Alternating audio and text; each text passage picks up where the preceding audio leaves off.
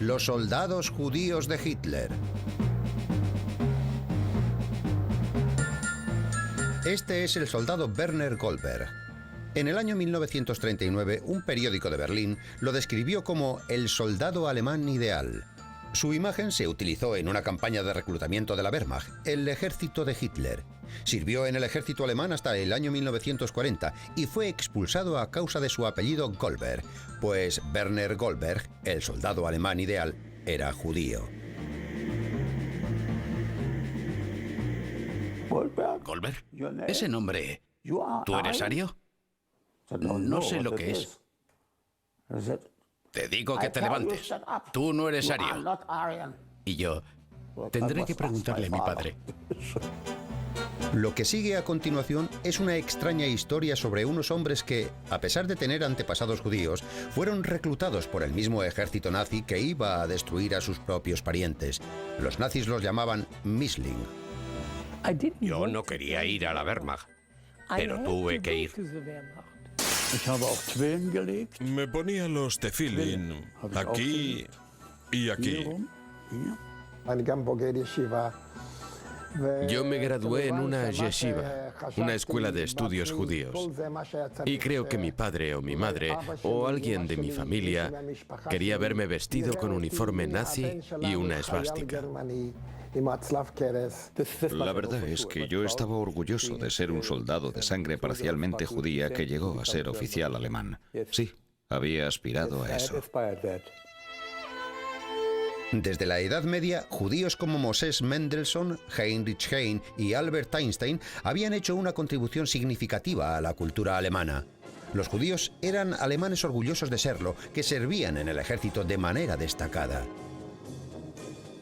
El ascenso de los nazis en el año 1933 y la consolidación de Hitler en el poder trajeron cambios profundos y, en última instancia, destructivos al ejército alemán.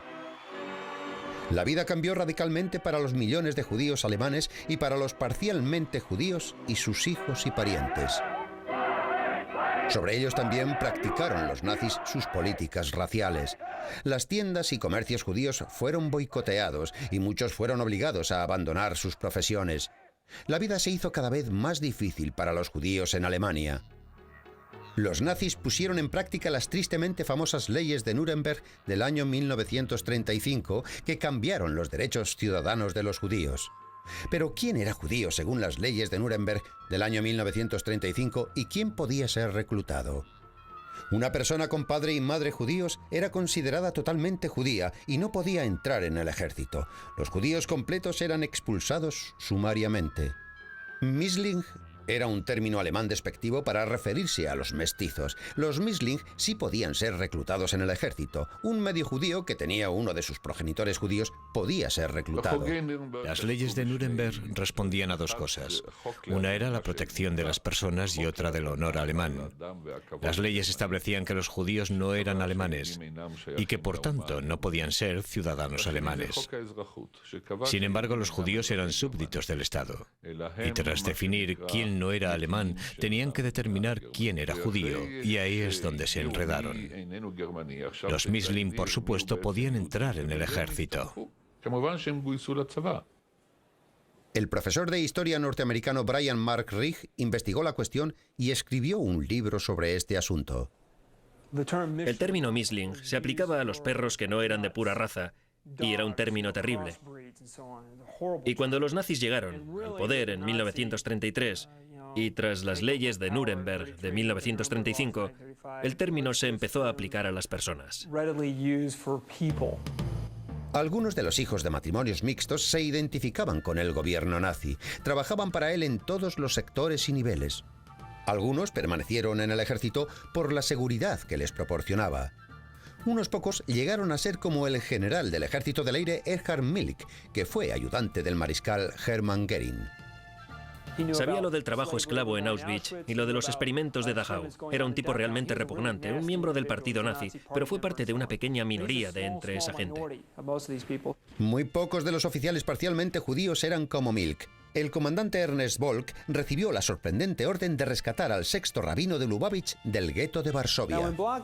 Y Bloch se dirigió allí a preguntar entre los judíos jusídicos de la secta Lubavitch a ver dónde estaba el rabino, porque querían rescatarle. Y los Lubavitch decían, sí, claro, y nosotros queremos entrar en el ejército alemán. Al final consiguió convencerles y acabaron pensando que era un ángel en forma humana. Se encontró con el rabino Schneerson y le dijo que no se preocupara, que él era medio judío y estaba para protegerle. Al día siguiente lo escoltó hasta la frontera lituana y se despidió allí de él. Y el rabino Schneerson llegó hasta Riga, donde esperó un visado para los Estados Unidos.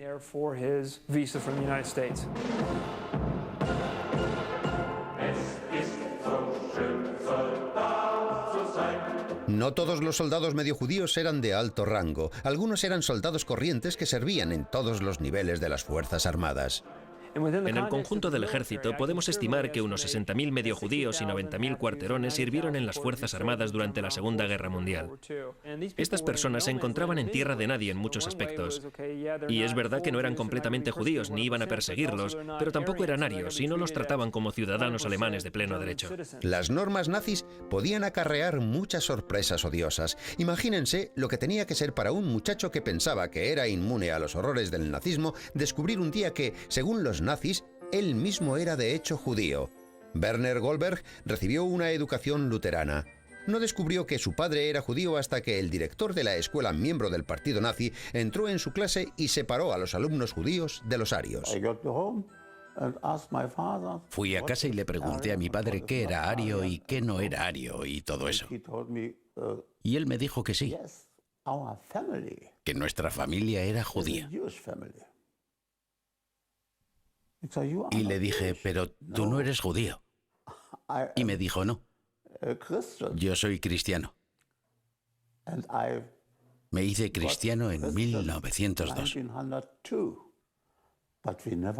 Pero nunca hablábamos de eso. Hablábamos de la historia judía y del Antiguo Testamento. Pero claro, eso era común con el cristianismo. Pero nunca hablamos de la raza. ¿De qué raza íbamos a hablar? Éramos todos alemanes. El joven Goldberg no quiso unirse a las juventudes hitlerianas porque tenía que llevar una gorra con una esvástica. Estaba en los Boy Scouts. Y en ellos funcionaban las juventudes hitlerianas. Un día me dijeron que tenía que ponerme la esvástica. Yo dije que no. Y entonces me dijeron que me tendría que ir. Adolf Hitler, der Führer der deutschen Jugend, hat das Wort.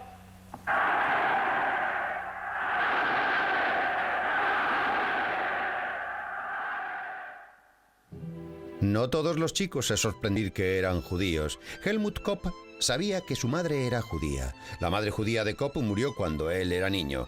A causa de complicados problemas familiares, fue enviado a un orfanato judío de Berlín y fue circuncidado a los 12 años.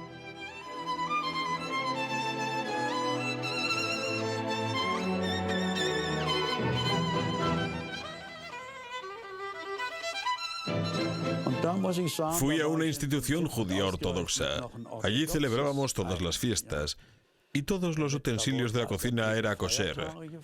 Y si confundías los platos de la carne y de los lácteos, podías tener problemas. Hice el bar mitzvah en el orfanato judío y me ponía el tefilín. Esas cajitas negras atadas aquí y aquí. Su madre se casó con un alemán. Ella era judía y su padre cristiano. No sé cómo vivían, pero siguieron siendo judíos. Y eso no era tan raro. Estaba claro que Helmut no era judío según las leyes alemanas, pero según la ley judía sí que era judío. Cuando vinimos a Palestina en 1934, mi padre lo preparó todo para que los padres de mi madre, la hermana de la madre de Helmut, pudieran venir también. envió una declaración jurada al gobierno británico para que pudieran venir a Tierra Santa. No pude ir con mi familia a causa de mi apellido, Kopp. Según los nazis, yo era alemán. No permitían que un chaval alemán de 14 años fuera a Palestina.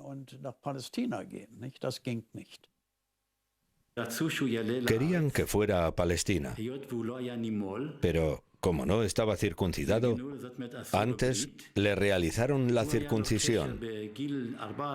Siendo un muchacho, había estado metido en las juventudes hitlerianas. Estaba claro que era parte de aquel grupo. Además, siempre pensé que nos comportábamos de manera diferente. Teníamos la misma abuela. Era mi primo. Y si hubiera tenido la más mínima sospecha de que hubiera hecho algo malo, no me hablaría con él. Helmut Kopp abandonó el orfanato judío y al fin fue admitido en el ejército. Como Mischling de primer grado, podía ser reclutado legalmente. Y tenía que declarar si era ario, puro o tenía parte de judío. En la solicitud escribí que mis dos padres eran arios, de modo que entré en el ejército como ario porque yo lo dije. Decidí mentir cuando me reclutaron en diciembre. En la revisión médica nos colocaron en fila y desnudos ante la junta de reclutamiento. Y alguien dijo, ¿qué tienes ahí? Los demás chicos de la fila dijeron, Kopp tiene un miembro judío. Yo dije, no, no. Los miembros de la junta estaban vestidos de uniforme. Yo dije, no. Me salió un bulto. Y aún pueden verse los puntos que me dieron al quitármelo. ¿Cuándo te hicieron la operación?, me preguntaron ellos. Y yo les contesté que cuando tenía 12 años. Apuntaron aquello en el informe y eso fue todo. Entonces se acercó un médico con guantes de goma y me examinó el miembro más detenidamente, moviéndolo de lado a lado y dijo, sí, puede haber sido un bulto.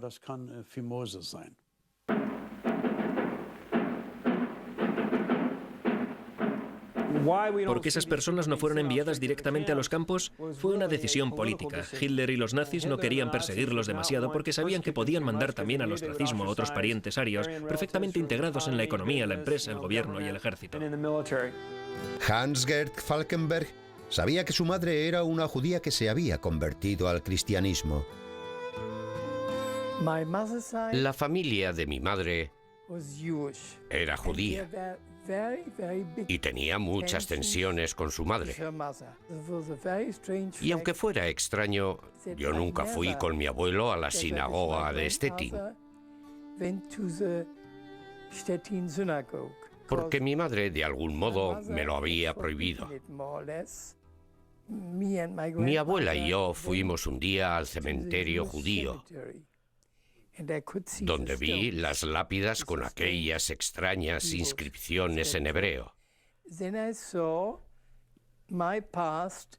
Y por eso creo que mi pasado es algo diferente al de los otros niños de mi edad.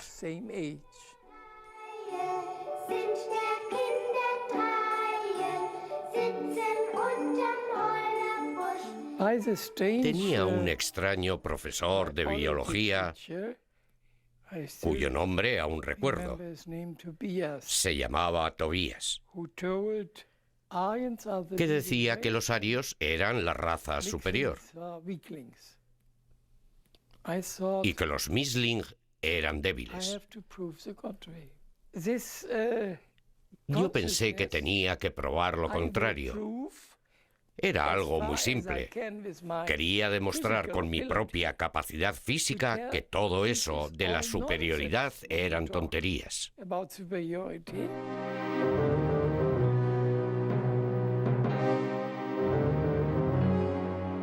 La madre judía de Falkenberg huyó a Inglaterra con su marido y su hija. Falkenberg decidió permanecer en Alemania ante la posibilidad de obtener una beca universitaria. Pero en vez de eso, fue reclutado por el ejército alemán. Yo no quería ir a la Wehrmacht, pero tuve que ir. Había algo contradictorio en todo aquello. Los Misling no debían entrar en el ejército, pero todo alemán debía servir como soldado. Y había unidades desplegadas en la frontera de Polonia. Así que nosotros fuimos los siguientes en marchar sobre Polonia. En septiembre del año 1939, Hitler se salta sus acuerdos con Gran Bretaña e invade Polonia. 2 días después, los británicos declaran la guerra. Los judíos puros de Alemania quedaron exentos del reclutamiento, pero no así los medio judíos. En un discurso ante el Reichstag en el año 1939, Hitler declaró que exterminaría a todos los judíos. Fue en esta época, alrededor del año 1939, cuando se tomó una fotografía de Werner Goldberg en uniforme y se utilizó en un cartel de reclutamiento. Pensé que sería imposible que el fotógrafo vendiera mi foto para aquello. Pero, ¿qué podía hacer yo? Tuve que dejarle hacerlo. Hans-Gert Falkenberg fue destinado a la misma ciudad donde se encontraba su querida abuela judía, que vivía en una residencia de ancianos para judíos. Falkenberg, vestido de uniforme, salía del cuartel a verse a escondidas con su abuela en el bosque y paseaban cogidos de la mano. Él con su uniforme y ella con una estrella amarilla cosida en su abrigo. Nos veíamos una vez a la semana. Ella ya llevaba su estrella, pero nos encontrábamos al final de la estación del tranvía y paseábamos por el bosque. Y era bastante doloroso. Estaba claro que yo no podía ir a buscarla a la residencia vestido de uniforme, sino que teníamos que encontrarnos en algún otro lugar para que no nos vieran. Yo solo quería pasar un rato con ella sin que nadie pudiera vernos. Que ningún desconocido pudiera preguntarse qué hacía aquel soldado con una mujer que llevaba una estrella amarilla. Ella era mucho más importante que la estrella. En vez de seguir con el uniforme alemán, ¿se le ocurrió alguna vez a Falkenberg desertar del ejército?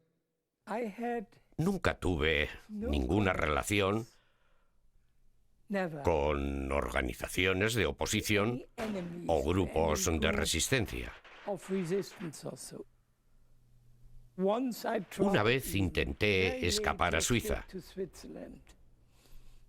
y hasta lo planeé con mucho cuidado. Estuve 6 meses aprendiendo a esquiar y todo eso. Pero me pareció demasiado peligroso. Y había una posibilidad de que los suizos me devolvieran a Alemania. Europa era entonces fascista. Hasta Suiza era en parte fascista. Durante el nazismo, yo no habría aconsejado a nadie que desertara del ejército. ¿Dónde podrían huir? Te perseguirían donde quiera que fueras. En Israel se puede huir del ejército. Allí no se podía.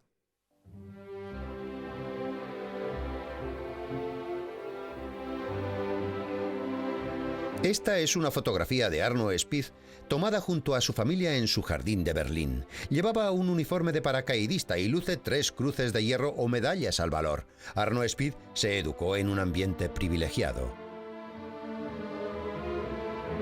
Su abuelo fue un hombre de negocios de éxito. Su padre creció en el seno de una familia judía acomodada de clase media alta que se había convertido al cristianismo. El padre de Speed no era especialmente religioso y se casó con una mujer alemana no judía. En el 37, el padre de Speed se refugió en los Estados Unidos. Mi padre no fue educado en la fe judía. Pero es verdad que la mayoría de sus amigos, aunque no todos, eran judíos. Mi padre se fue tras el ascenso al poder de Hitler.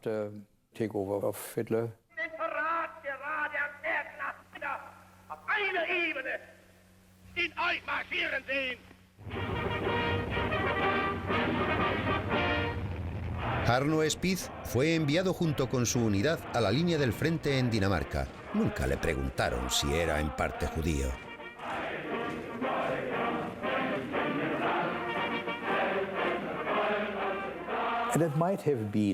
Puede que en aquella época se hiciera alguna pregunta sobre los antepasados de los soldados, pero a nadie le importaba mucho.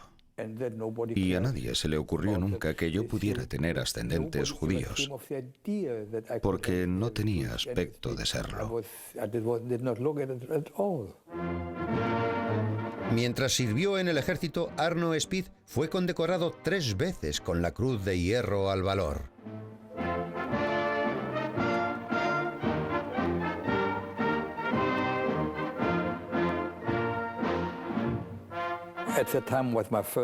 Aquel fue mi primer combate y estábamos en una situación extrema. Yo pertenecía a un batallón de paracaidistas y el capitán me mostró un búnker que se suponía que teníamos que tomar con otros 10 o 12 soldados. El búnker ruso se encontraba en una colina, en una pequeña elevación. Y mientras avanzaba a gatas como podía, oía silbar las balas incesantemente sobre mi cabeza. De modo que no podía levantar la cabeza porque me habría quedado sin ella en el acto. Y entonces me levanté y empuñé la metralleta con intención de entrar en el búnker. Pero entonces observé que había 2 soldados rusos muertos en la parte derecha del búnker.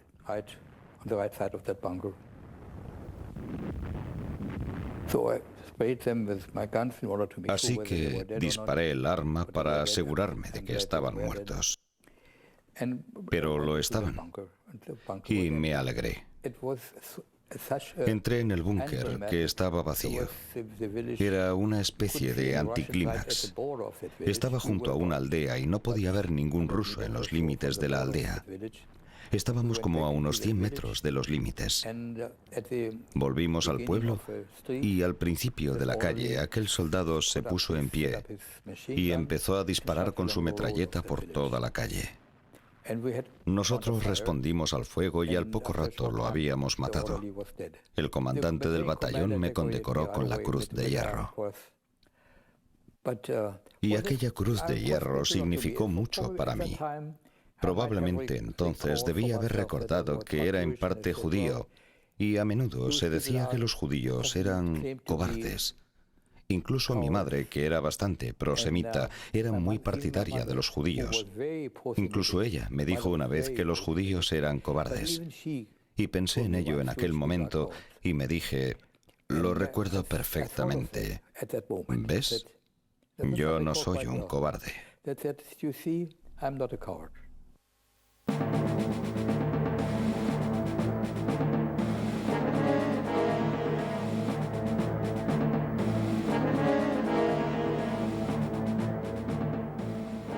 Los historiadores creen que unos 20 hombres que sirvieron en el ejército alemán durante la Segunda Guerra Mundial emigraron a Israel y contribuyeron a la fundación del Estado hebreo.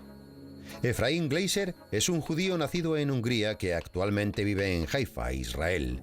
Durante la Segunda Guerra Mundial fue capturado por los nazis y logró escapar.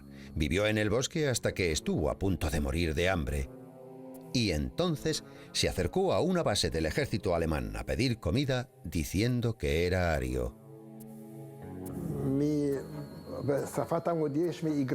En el Talmud hay un dicho que es: caíste de una alta montaña al fondo de un pozo. En mi caso fue al revés. Fui del fondo del pozo a lo alto de la montaña. Estuve en un campo de trabajo en Hungría en condiciones terribles. con palizas, torturas y todo tipo de cosas horribles. Y de repente llegué a un lugar, y me tienen que entender esto, un lugar donde me apreciaban, donde los alemanes me trataron con respeto. Fue una coincidencia dentro de otra coincidencia. De hecho, entré en el ejército alemán porque me moría de hambre.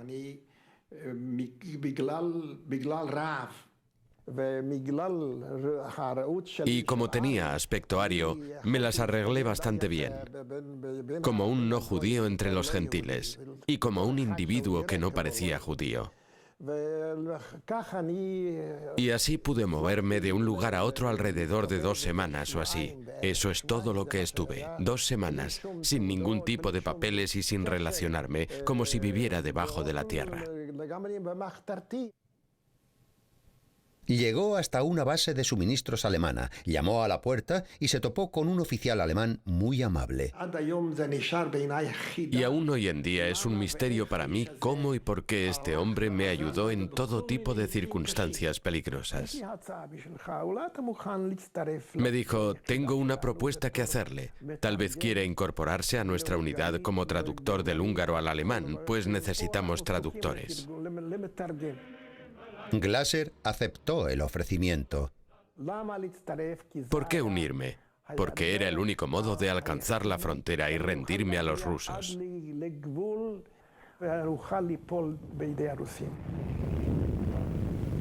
La frontera rusa estaba muy lejos y de repente Glasser descubrió que llevaba con él peligrosas pruebas incriminatorias. Yo llevaba una mochila y los alemanes me dieron otra y yo empecé a trasladar mis pertenencias. Y entonces me di cuenta de que tenía algunas cosas que podían ser sospechosas o peligrosas, especialmente estando entre no judíos.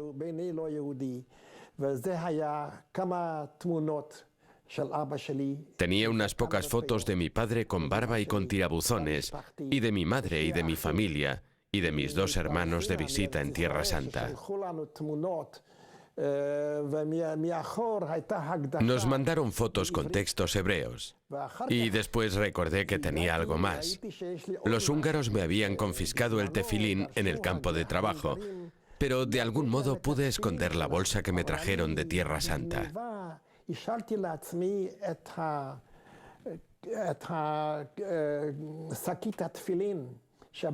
En ella aparecían Jerusalén y el muro bordados de manera preciosa. Y cuando me puse a trasladar mis pertenencias de una a otra mochila, me di cuenta de que aquellas cosas estaban allí. ¿Qué podía hacer? No sé por qué, no puedo explicarlo, pero decidí no tirarlas. Envolví todas esas cosas en un papel y las guardé en un bolsillo del uniforme, bajo la esvástica del uniforme alemán. Eso es lo que hice con las fotografías, y envolví la bolsa del tefilín en una camisa y la guardé en mi nueva mochila alemana.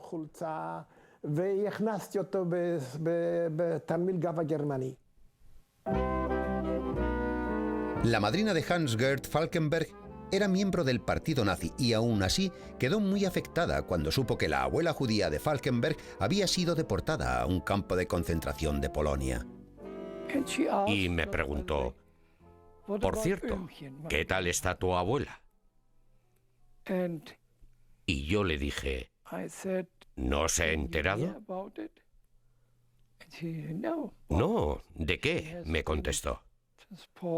La deportaron a Polonia hace 3 semanas con todos los judíos que aún permanecían en Stettin, en el este.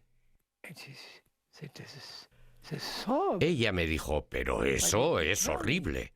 ¿Cómo no me lo has dicho? Hay que hacer algo. Y yo le dije, usted es miembro del partido nazi. Usted es nazi. Y dijo, sí, sí. Aún creo que los judíos son un prejuicio para Alemania. Pero eso no tiene nada que ver con tu abuela. En el año 1940, el gobierno nazi cerró las lagunas jurídicas de sus leyes de reclutamiento y corrigió la paradoja de tener judíos sirviendo en el ejército nazi. Todos los medio judíos que servían en el ejército en aquel momento serían desmovilizados. Los mediojudíos licenciados no podían ya disfrutar de la seguridad que les daba el ejército y ahora se encontraban a merced de la Gestapo. Pero el ejército era un lugar en el que los soldados solían ser aceptados si hacían su trabajo y no demasiadas preguntas a pesar de las leyes nazis. A Werner Goldberg le ofrecieron la oportunidad de permanecer en él. Sí, pero te puedes quedar si quieres, me dijeron. Entonces me acordé de las palabras de mi padre cuando decía: si nadie te quiere en un sitio, no te quedes allí. Así que escuché la voz de mi padre y me fui. La Gestapo pasó por las unidades para comprobar si quedaban Misling entre los oficiales. El oficial al mando de Falkenberg le ofreció una oportunidad de evitar ser descubierto. Tengo que hacerte una propuesta, me dijo. Si te mando esta noche al frente, tendrás más posibilidades de permanecer en el ejército. Nadie le dijo que lo hiciera. Fue algo que él hizo por su propia iniciativa. Y yo le dije: sí, claro, gracias.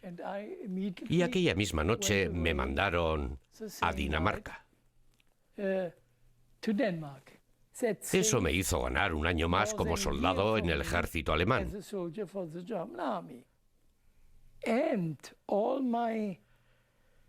Y todos mis compañeros de la academia, que en aquella época eran tenientes o de un rango superior a teniente, me decían: Gerd, quédate en el ejército. Quédate en el ejército. Es el lugar más seguro hoy en Alemania. ¿Temía Helmut Kopp que descubrieran que era judío cuando estaba en el ejército? Todos los días. Temía eso todos los días. El soldado Kopp rechazó el ofrecimiento de su oficial al mando de ascenderlo a sargento por temor a que se descubriera su ascendencia judía.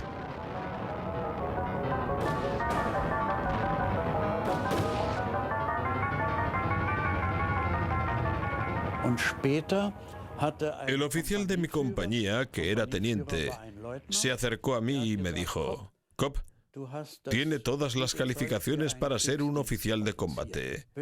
¿No quiere presentar una solicitud? Y yo le dije que no podía. En aquel momento, en los rangos inferiores no revisaban los documentos, pero en los más altos sí lo hacían. Y aquello podía ser muy peligroso.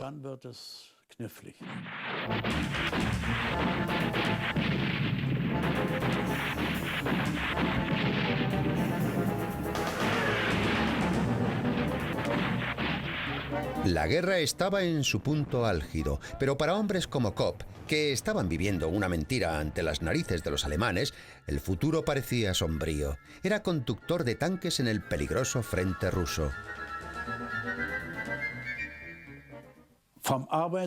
De la brigada juvenil pasé directamente al ejército, a la Wehrmacht. Me gustaban los tanques y pude entrar en el cuerpo de Panzers como conductor. Me destinaron a la división acorazada 257 y serví en la zona de Kharkov. 3 veces tomamos Kharkov y 3 veces la perdimos. Allí tuvimos muchas pérdidas, casi la mitad de nuestra unidad.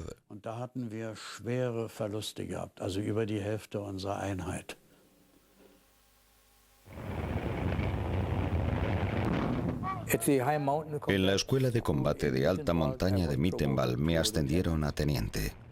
Estaba orgulloso. A pesar de todo, me sentía muy bien. La verdad es que yo estaba orgulloso de ser un soldado de ascendencia judía que había llegado a ser un oficial alemán. Sí, había aspirado a eso. No pensábamos en Hitler como en el comandante supremo de los ejércitos. Él era nazi.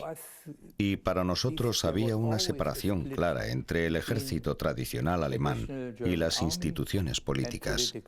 Había una diferencia entre servir al ejército y servir a Hitler.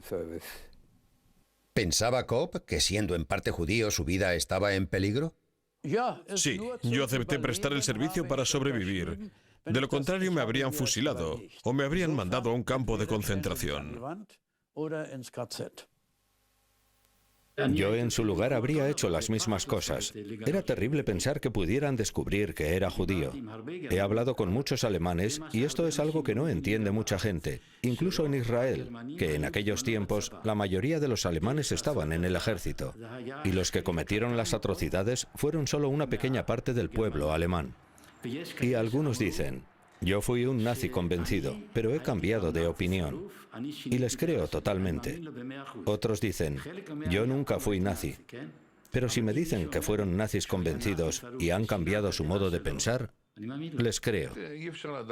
Es imposible saber quién era nazi de verdad. Estaban los que creían en la doctrina nazi y a los que nunca les afectó su ascendencia judía. Y estaban también los que sirvieron como soldados porque esa era su obligación de ciudadanos, sin identificarse con la ideología nazi. Cada caso era diferente e individual. Helmut Schmidt fue un Mischling de segundo grado y llegó a ser canciller de Alemania en el año 1970. Su abuelo era de origen judío y Helmut Schmidt sirvió en el ejército alemán. Estuvo en una unidad antiaérea y sus orígenes nunca fueron un problema para él. Uno de los ejemplos más claros de esto fue Erhard Milke, que estaba al mando de toda la logística de las Fuerzas Armadas alemanas. Según los historiadores, el padre de Milke era judío, pero que su madre mintió al afirmar que el padre de sus hijos era ario. Esta mentira ayudó a Milke a convertirse en uno de los hombres más poderosos de Alemania. También contribuyó a la fundación de las líneas aéreas Lufthansa. Hitler declaró más tarde que Milke era un alemán ario puro y le proporcionó un certificado de arianidad. En teoría, judío es una definición racista basada en elementos raciales. En la práctica es una construcción cultural y política. Y en función del momento histórico o político, se podían otorgar exenciones. De modo que, aunque la biología dijera que aquel hombre era judío, las necesidades prácticas permitieron declarar oficialmente que no lo era. Y esas exenciones eran otorgadas por individuos que se encontraban en los niveles más altos del gobierno, por Goebbels, Göring o el propio Hitler. Hitler también hizo ario al gran muftí de Jerusalén, Hay al-Husseini, clérigo musulmán y partidario entusiasta de los nazis. Lo utilizaron con propósitos propagandísticos, para hacer propaganda antibritánica. Y como es natural, a Hitler le preguntaron más de una vez cómo podía aceptar, con toda su ideología racista, en su círculo de élite a un hombre como Hay al-Husseini, que era árabe. Y Hitler contestaba lo siguiente: si le miras bien a la cara verás que tiene los ojos azules. ¿Cómo puede un árabe tener los ojos azules? Está claro que es un descendiente de los cruzados.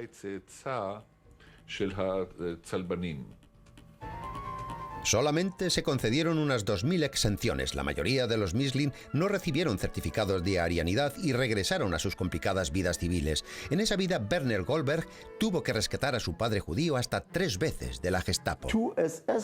2 agentes de las SS cogieron a mi padre en el tranvía y se lo llevaron a la ambulancia, que ponía ambulancia de las SS. Yo les dije que quería ver a mi padre, pero me dijeron que era imposible, que era prisionero de la Gestapo. En Nochebuena, cuando todos los guardas estaban en una fiesta, Goldberg rescató a su padre del hospital alemán. Resulta que allí no había nadie. Solo había una monja. Y yo le dije: me voy a llevar a mi padre. ¿Es posible? Bueno, usted verá. Y lo metí en un taxi y me lo llevé a casa. La aniquilación de millones de judíos durante el Holocausto no tuvo precedentes en la historia moderna. Los nazis afirmaban que el pueblo judío era la causa y raíz de todos los males del mundo y debía ser destruido. Pero la cuestión más llamativa es ¿qué sabían los Misling sobre el Holocausto y cuándo lo supieron?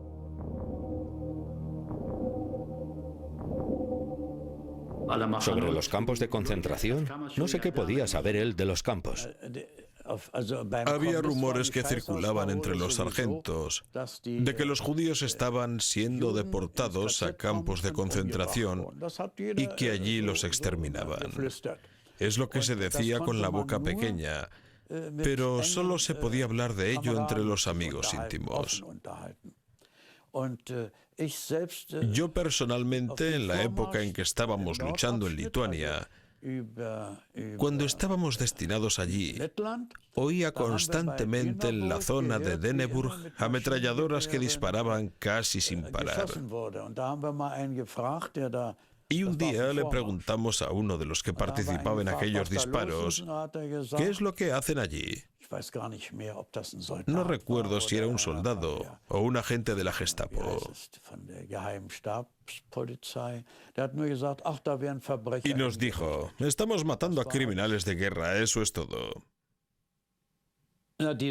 Los soldados sabíamos naturalmente que había prisioneros judíos en Auschwitz y Buchenwald, pero es algo de lo que hablábamos solo entre nosotros, nunca abiertamente. Tengo que reconocer que quisimos pasar por alto esa información. Yo al menos intenté olvidarla y pensaba que Dios me ayude si se enteran de lo mío. Así eran las cosas.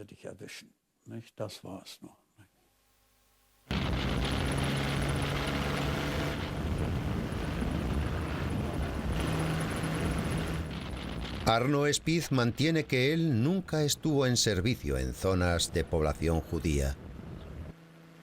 Durante la guerra nunca estuve en zonas donde hubiera población judía, como en Polonia.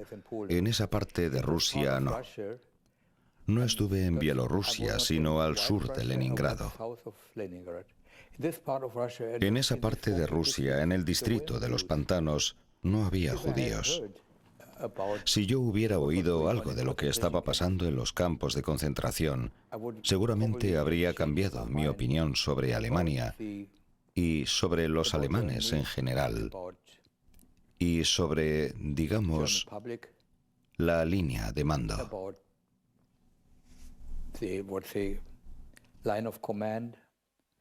Pero probablemente no habría hecho nada. ¿Qué podía haber hecho yo? Me podían haber matado. En el ejército no se podía hacer mucho. Pero le digo claramente, si hubiera estado en una posición de tener que maltratar a gente miserable, a prisioneros, no lo habría hecho. Eso es seguro, absolutamente. No habría hecho ninguna brutalidad, estoy seguro.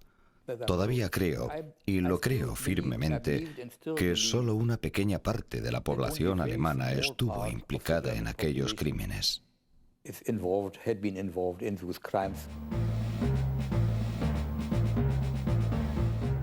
En el año 1943, los mestizos judíos vuelven a ser llamados al servicio militar a causa de la necesidad de hombres en el ejército. Hans-Gert Falkenberg vuelve al servicio y es enviado a la organización Todt, un batallón de trabajo formado por prisioneros, Misling y otros indeseables. Los trabajadores construían carreteras, trabajaban en el muro de protección del Atlántico o fabricaban los mortíferos misiles V2. Y los V2 estaban en un estado en el que un quinto o un sexto de ellos explotaban cuando se montaban, lo cual suponía también una muerte segura. Y mientras estaba trabajando en la organización Todt, Falkenberg recibió una carta de su abuela judía que se encontraba en un campo de concentración y no pudo hacer nada por ayudarla. En la última carta escribió en francés: esta semana, otros 10.000 bajo el gas.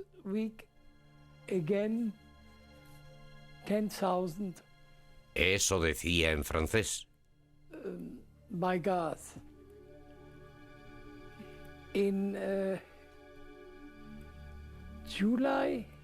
Era julio de 1942.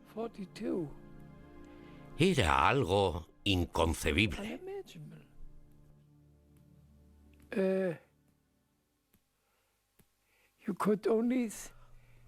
Uno solo podía pensar que la gente se había vuelto loca. Aquello no podía ser verdad.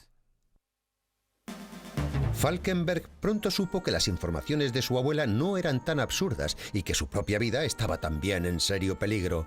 Él y algunos de sus compañeros planearon la huida. Una noche, durante un ataque aéreo, robaron unos uniformes alemanes y escalaron los muros. Consiguieron llegar a París disfrazados de oficiales alemanes.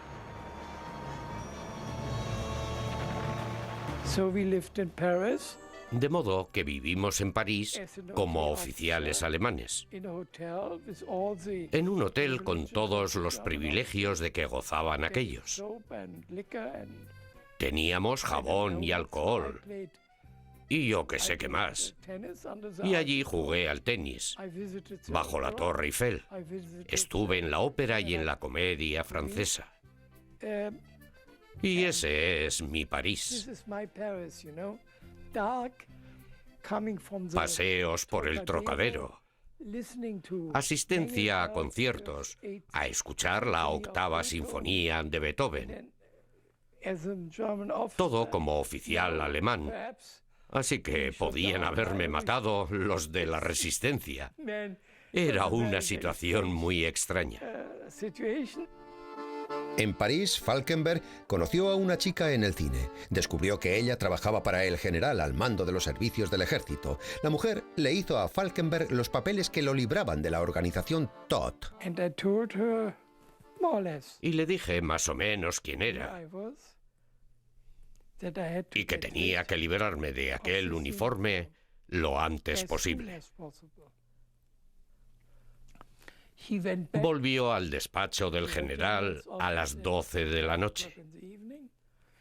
Y allí mecanografió todos los papeles que necesitaba para que yo quedara libre de la organización Todt.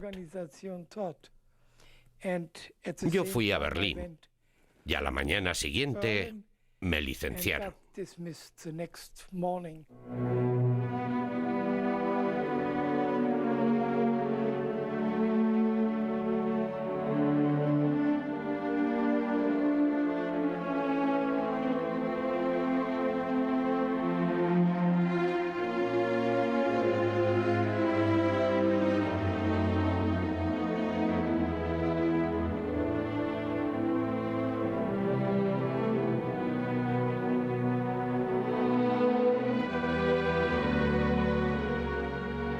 En abril del año 1943, para celebrar el cumpleaños de Hitler, los líderes nazis habían decidido hacerle un regalo y liberar a Berlín de todos los judíos.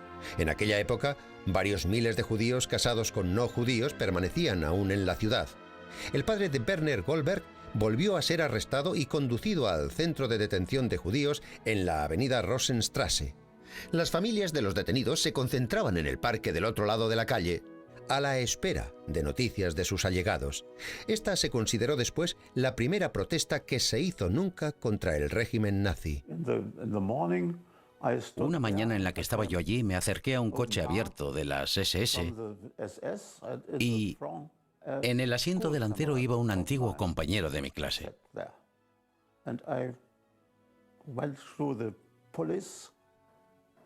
Me acerqué al cordón policial y le cogí del brazo.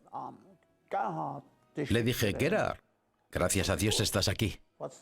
¿Qué pasa?, me dijo. Mi padre está aquí, le contesté. Me dijo que estaba de suerte porque él era el jefe allí. Me dio su tarjeta y me dijo que le llamara por la noche. No puedo irme de aquí, le dije yo. Y él me dijo que sí, que me fuera y que le llamara por la noche. Aquella noche le llamé y él me dijo por teléfono que mi padre volvería pronto a casa. Y a la mañana siguiente allí estaba. Efraín Gleiser vistió el uniforme alemán durante 5 meses antes de poder escapar tras las líneas rusas. Y allí estábamos nosotros con nuestros uniformes y él, que creo que era un sargento, me dijo: ahora le voy a enseñar algo muy importante. Aquí somos muy estrictos con la limpieza y muy estrictos con el orden. Tienes que saludar a todos los oficiales alemanes que veas. Y el saludo es Heil Hitler.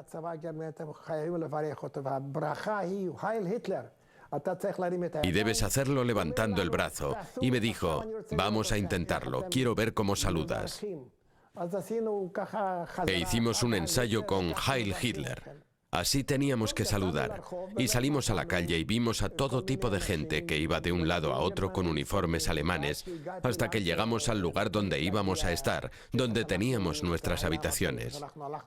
Y tuve que saludar diciendo Heil Hitler a todos los que nos encontrábamos por la calle. Yo estaba aterrorizado, pero ¿qué podía hacer?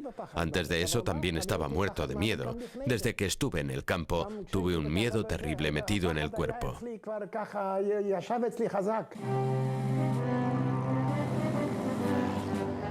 La invasión aliada marcó el principio del fin de la Segunda Guerra Mundial. El Ejército Rojo atacó desde el este y sus fuerzas rodearon Alemania. El enemigo cercó a Arno Spieß por todos los lados, impidiendo cualquier vía de escape.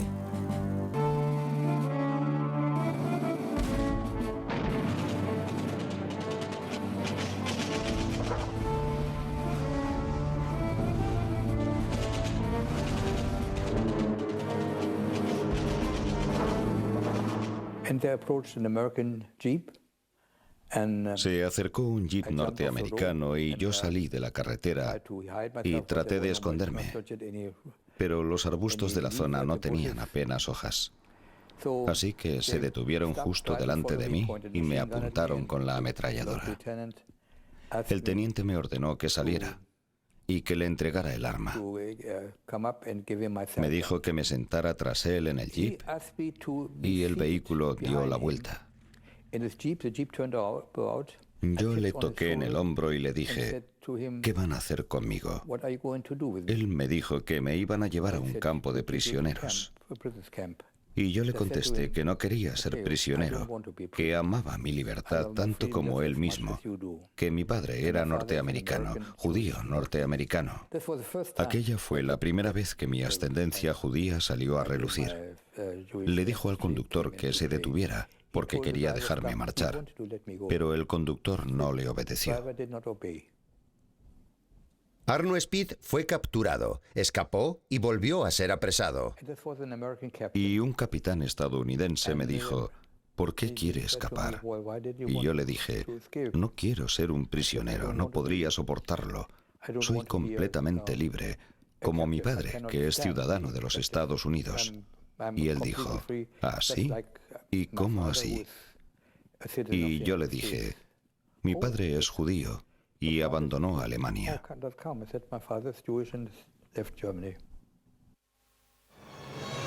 Helmut Kopp fue capturado por las tropas soviéticas y conducido a un campo de prisioneros de guerra donde permaneció durante casi 2 años, desde 1944 a 1946. En el campo de prisioneros ruso tenía una doctora que era judía. Yo le presenté mi situación. Le dije que había estado ocultándome en el seno del ejército y que mentí cuando presenté mi declaración diario. Ella se enfadó mucho y dijo que esas cosas no podían pasar en el ejército alemán. En julio de 1944 me capturaron y pasé 2 años en un campo de prisioneros ruso. Cuando salí de allí 2 años después pesaba 44 kilos. Ahora peso 84. Y cuando estaba en el ejército pesaba unos 78. Yo parecía un esqueleto. Regresé y durante 3 meses no pasó nada.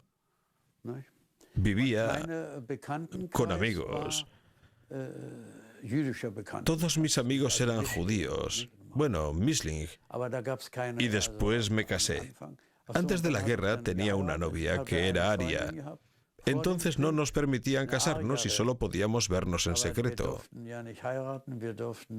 Pero después de la guerra nos casamos.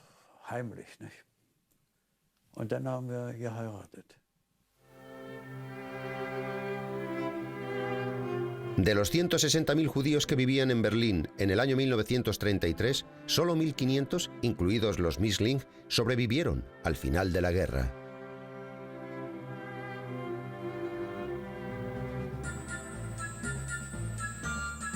A excepción de su padre, toda la familia judía de Werner Goldberg pereció en el Holocausto. Tras la guerra, Goldberg intentó ayudar a sus vecinos en el nuevo período en que entraba Alemania. Contribuyó a la reconstrucción de su barrio de Berlín. Organizó un comedor popular con la comida que hurtaba al ejército soviético e incluso creó un cuerpo de bomberos. Más tarde participó activamente en la política alemana y luchó por la democracia y los derechos de las minorías. Llegó a ser concejal y fundó su propio partido político. Fue uno de los primeros impulsores de las leyes que proporcionaban reparaciones a los judíos y a otros grupos que habían sufrido a manos de los nazis. Tras la guerra, Arnold Speed se reunió con su padre judío en Los Ángeles y llegó a ser un promotor inmobiliario de éxito. Cuando en el año 1961 se levantó el muro de Berlín, que dividía a Alemania, pensó que tenía que regresar a su país. Apoyó al Partido Socialdemócrata y fundó una empresa de publicidad para favorecer ideas prodemocráticas. Speed perdió a la mayoría de sus familiares judíos en el Holocausto. Todos los familiares judíos de Helmut Kopp fueron asesinados por los nazis, excepto a aquellos que escaparon a Israel. Kopp y su mujer se quedaron en Berlín, donde él trabajó como conductor de camiones o chofer. Después de la guerra, Hans-Gert Falkenberg se enteró de que había perdido a todos sus familiares judíos, incluida su abuela.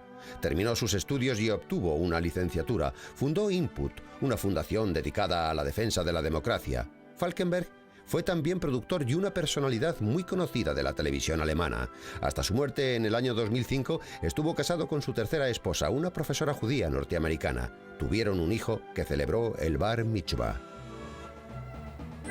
Hasta su muerte en el año 2004, Werner Goldberg trabajó para potenciar la democracia en Alemania.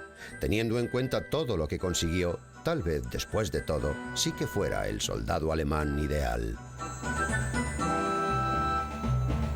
Los historiadores creen que después de la guerra, Hitler planeaba matar a sus soldados judíos.